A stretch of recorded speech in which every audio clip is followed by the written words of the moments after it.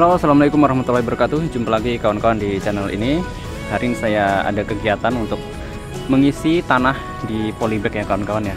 Tapi dalam video ini saya tidak membahas tentang ini ya kawan-kawan, tapi membahas tentang media tanam yang saya gunakan. Jadi media tanam ini telah saya gunakan di banyak kondisi tanaman ya. Saya pakai untuk menanam macam-macam. Contohnya ada di seledri ini dan cabai dengan sistem kapiler yang itu, dan juga tanaman lain yang ada di rumah ya teman-teman ya. Jadi pada dasarnya ini bahan-bahannya sederhana teman-teman, terdiri dari dua bahan saja. Yang paling vital dan paling utama adalah tanah dari kebun, dan juga yang tak kalah pentingnya adalah sekam bakar. Jadi dua komponen bahan itu amat sangat diperlukan dalam pembuatan media tanam seperti ini. Ini sudah saya buatkan catatan ya teman-teman ya, supaya memudahkan kita dalam pembuatan. Jadi ini sudah saya buatkan dasar teorinya, yakni tanah itu sebagai pengurai pupuk dan tempat akar untuk berpegangan ya kawan-kawan ya. Artinya kalau tanahnya ada, tanaman itu pertumbuhan akarnya juga bagus dan tidak mudah roboh ya kawan-kawan, dan dia menjadi tempat akar itu berpegangan. Ditambah lagi dengan sekam bakar. Ini fungsi lain dari sekam bakar karena dia bersifat karbon, yakni menekan pertumbuhan bakteri dan jamur, dan juga media tanam menjadi lebih gembur. Nah, berbeda kalau hanya tanah biasa, tanah itu akan cenderung berikatan satu sama lain dengan butiran tanah yang lain ya. Apabila diberi sekam bakar, sekam itu akan memisahkan antar butiran tanah itu ya kawan-kawan. Jadi kalau kita campurkan antara tanah dan sekam, itu menjadi media tanam yang gembur semacam ini. Itu ya. Dan juga di sini membuat sirkulasi udara menjadi baik. Jadi kalau sirkulasi udara baik di dalam akar, maka pertumbuhan tanaman itu juga lebih bagus ya.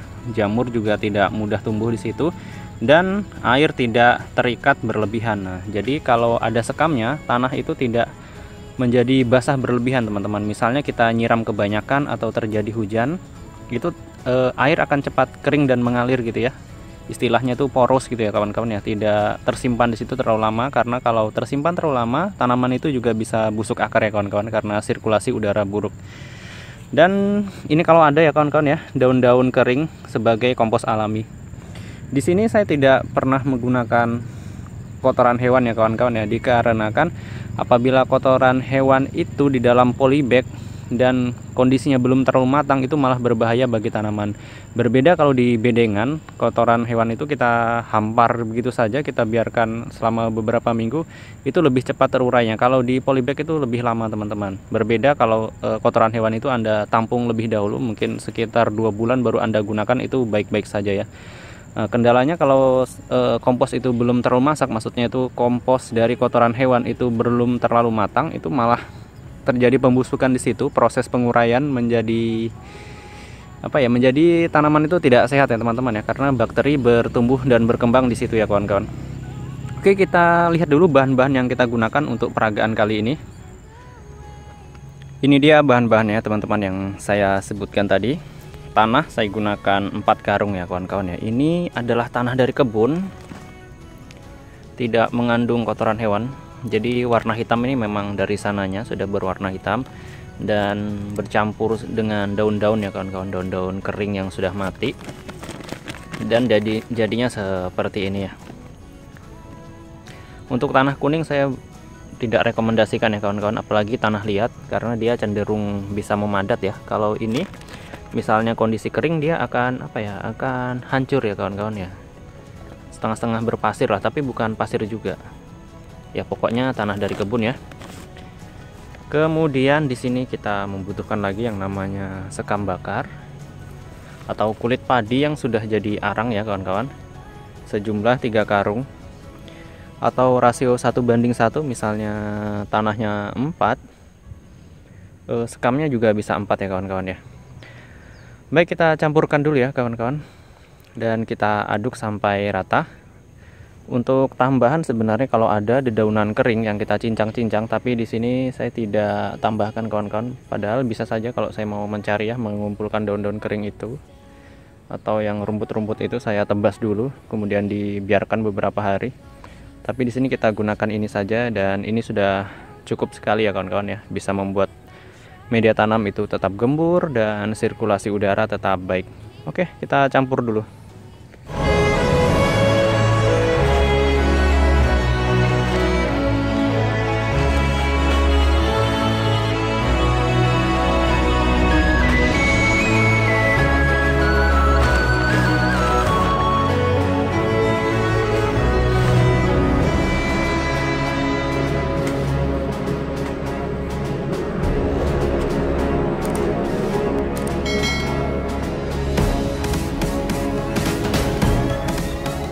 Cara menyampur yang paling mudah adalah tanah kita ratakan dulu dan sekam bakar kita tabur di atasnya secara merata, kemudian kita aduk-aduk.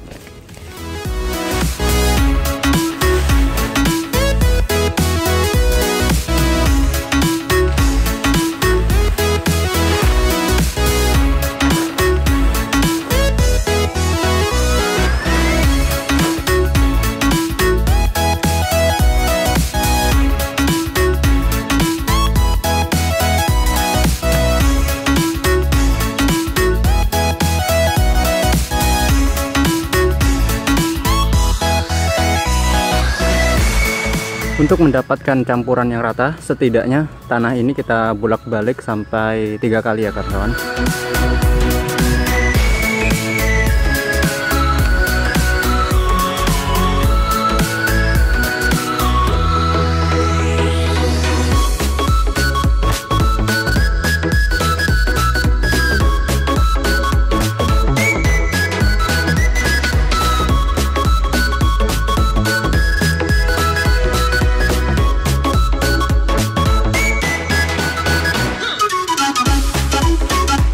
Selesai ya teman-teman untuk melakukan pengadukan. Ini tadi sudah saya aduk sekitar 4 kali ya, yang tadinya rencana 3 kali saya ulangi lagi sampai 4 kali, dan hasilnya cukup rata dan gembur sekali kawan-kawan. Dan tanah ini bisa digunakan lagi ya, semisal kita selesai menggunakan untuk menanam nih, contoh seledri ya, ketika nanti kita akan daur ulang, tanahnya itu bisa dipakai lagi ya, kita tinggal bongkar, kita aduk-aduk lagi. Kalau mau lebih gembur lagi bisa ditambah lagi sekam bakarnya, dan begitu seterusnya teman-teman. Jadi ini bisa dipakai selamanya kawan-kawan ya. Dan menurut saya media tanam ini sangat baik ya, dia lebih gembur dan juga penyerapan air dari penampungan air kalau kita menggunakan sistem kapiler sampai ke akar tanaman itu bisa lebih baik, dikarenakan tanah ini akan menjadi rambatan air juga ya kawan-kawan ya. Jadi dia akan menyebar di dalam, namun dengan kondisi yang tidak terlalu basah ya, berbeda dengan tanah biasa. Kalau tanah biasa itu cenderung menyimpan air dan mengakibatkan media tanam itu terlalu basah ya kawan-kawan ya, dan juga lebih gampang padat ya apabila terguyur hujan terus-menerus ataupun kita siram secara manual apabila kita menanam secara konvensional, disiram secara biasa. Oke kawan-kawan, mungkin hanya sampai di sini tayangan saya. Terima kasih telah mengikuti videonya. Semoga yang saya sajikan ini bisa bermanfaat untuk saya pribadi maupun untuk kita semua, dan selamat bercocok tanam untuk Anda semua. Akhir kata, sekian, wassalamualaikum warahmatullahi wabarakatuh.